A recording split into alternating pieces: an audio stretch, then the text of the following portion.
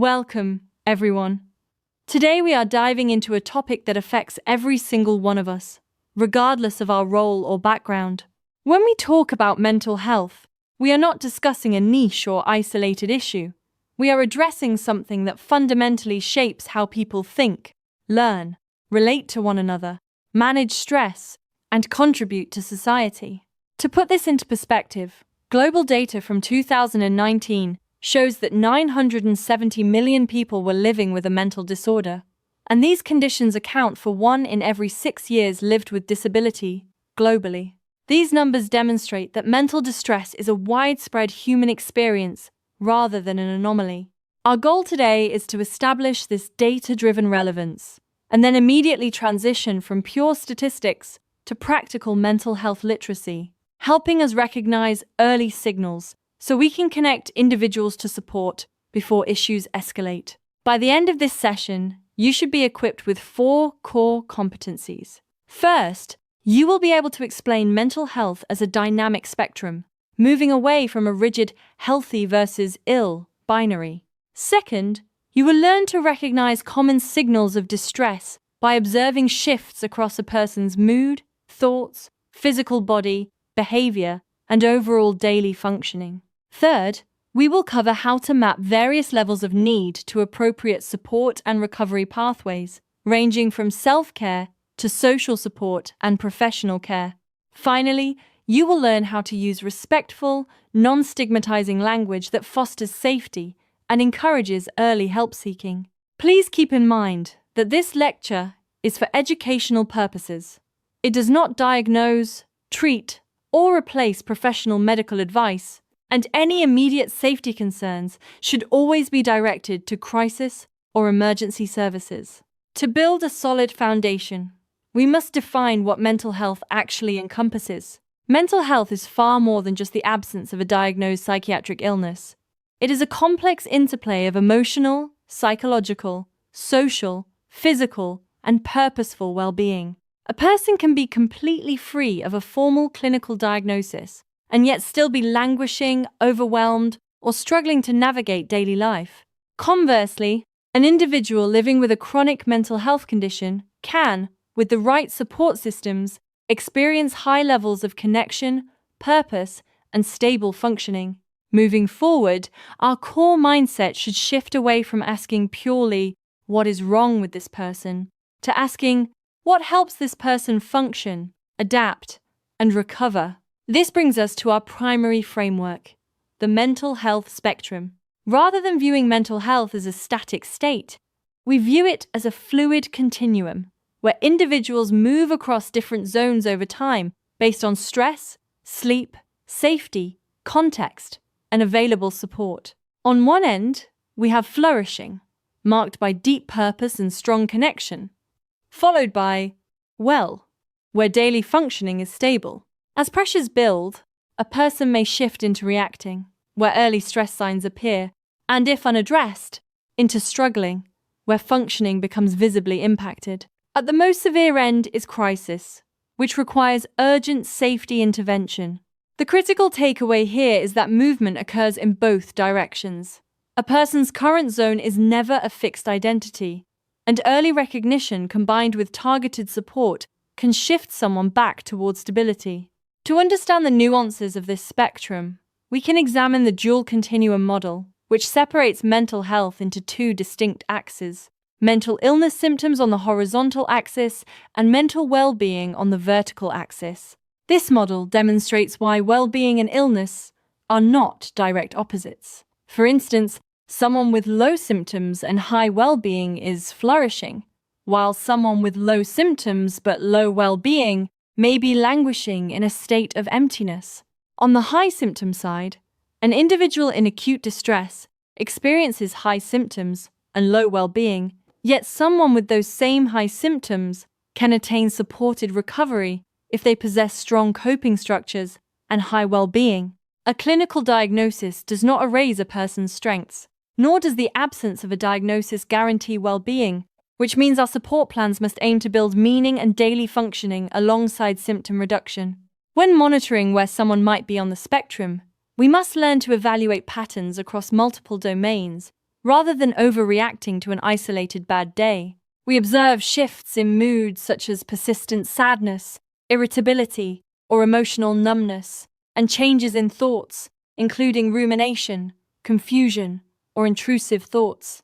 Physical responses in the body often manifest as altered sleep, fatigue, appetite shifts, or panic sensations, while changes in behavior and relationships present as withdrawal, risk-taking, conflict, or diminished trust. Ultimately, these factors culminate in altered functioning across work, school, or home responsibilities. When evaluating these signals, always ask yourself the central pattern questions. What specific changes have occurred? How long have they lasted? How severe are they? And how significantly are they impairing the person's functioning or safety? People rarely move along the spectrum in a straight line. Movement along the mental health continuum rarely follows a neat, straight line. Instead, an individual moves dynamically through states from stable to under pressure to showing stress signs to becoming impaired as life circumstances change. What determines this movement is the ongoing interplay between external stressors and personal or environmental buffers. Stressors like loss, interpersonal conflict, heavy workloads, trauma, physical illness, and systemic uncertainty push individuals further along the continuum toward distress. On the other hand, protective buffers such as adequate sleep, social connection, therapy, physical safety, established routines, and a sense of meaning act as stabilizing forces that enable support and facilitate movement back toward recovery. Understanding stress requires us to realize that stress itself is not inherently harmful. In fact, manageable stress can energize us and drive performance. The true challenge arises from the relationship between total stress load and recovery capacity. Stress load builds up through daily demands, uncertainty, conflict, and trauma. If our recovery capacity replenished through sleep, social connection, healthy routines, and structured support matches or exceeds that load, we maintain balance. However, when high stress loads are sustained over long periods without adequate recovery, chronic stress depletes our reserves and causes functioning to deteriorate. Restoring capacity through deliberate support and rest is essential to bringing the system back into balance. It is vital that we frame mental health through a broader lens and avoid individualizing or blaming someone for their distress. A person's mental health is continuously shaped by a complex mix of risk factors and protective factors across individual, relational, community, and structural levels. Risk factors such as exposure to trauma, chronic stress, social isolation, discrimination, financial insecurity, and systemic barriers to care place heavy strain on an individual's well-being. Conversely, protective factors like safe relationships, consistent sleep, structured routines, a sense of purpose, effective problem-solving skills, and accessible professional support help mitigate these risks. Environments and systems play a massive role in either adding risk or actively cultivating protection. As we build our literacy, it is helpful to familiarize ourselves with common patterns of mental distress, recognizing these as learning examples rather than clinical diagnostic tools. We frequently see anxiety-like patterns involving constant worry and physical tension, depressive pattern responses characterized by low mood and fatigue, and trauma responses marked by hyperarousal or emotional shutdown. Individuals may also resort to substance or behavioral coping mechanisms, such as overusing alcohol, gaming, or shopping to manage unaddressed pain. Other common states include burnout from prolonged overload and languishing, where a person experiences a persistent sense of emptiness and low motivation. In all these instances, our focus should remain centered on understanding what the person is feeling, how it impacts their life, and what support can be mobilized. Knowing when standard daily stress transitions into a serious concern requires monitoring 4 primary thresholds: duration, intensity, functional impact, and safety risks. In terms of duration, severe or distressing changes that persist for around 2 weeks or more signal a need for closer attention.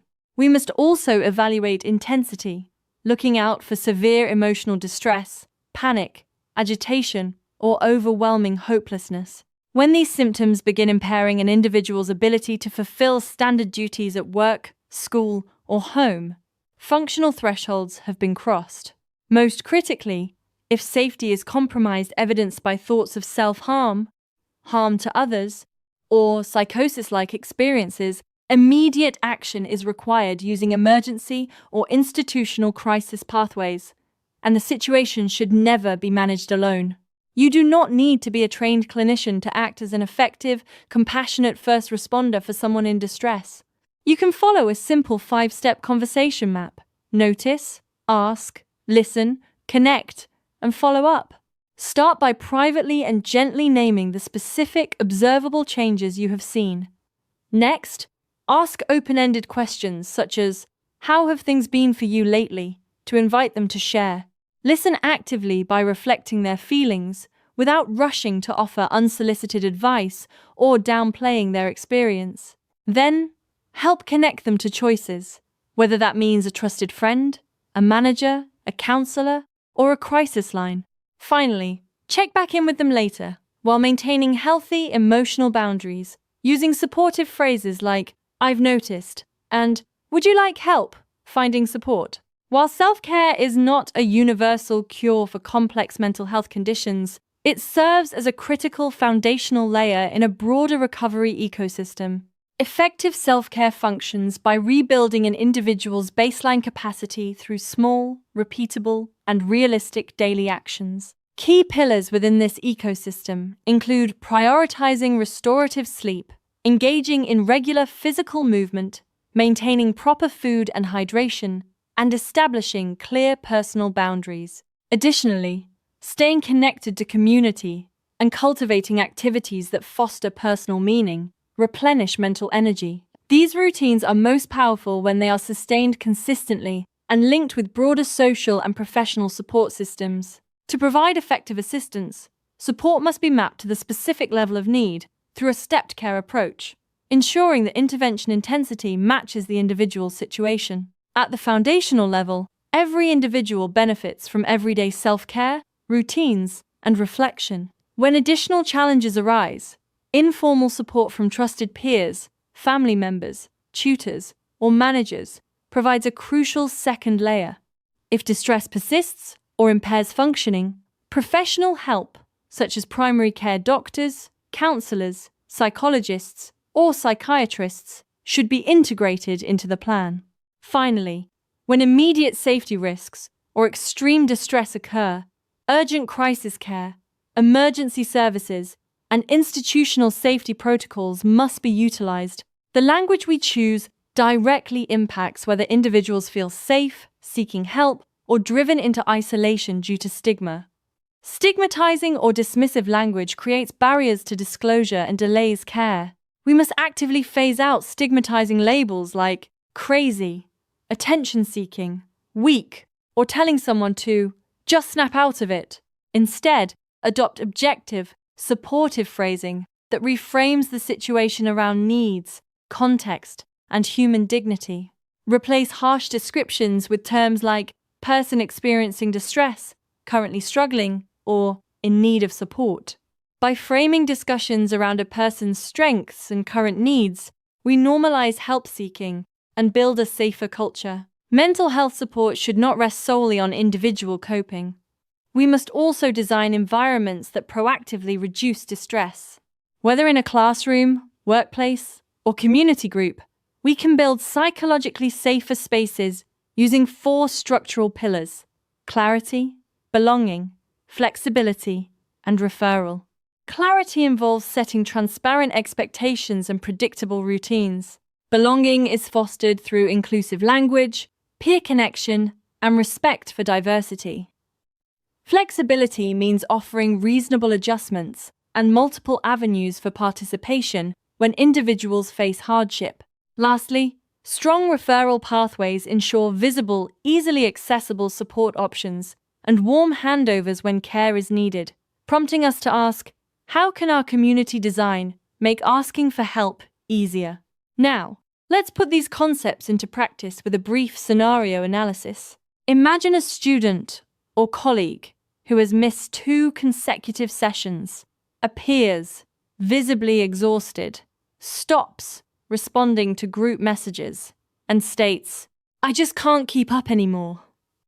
Working through our framework, first, identify the concrete facts you observe rather than making broad assumptions.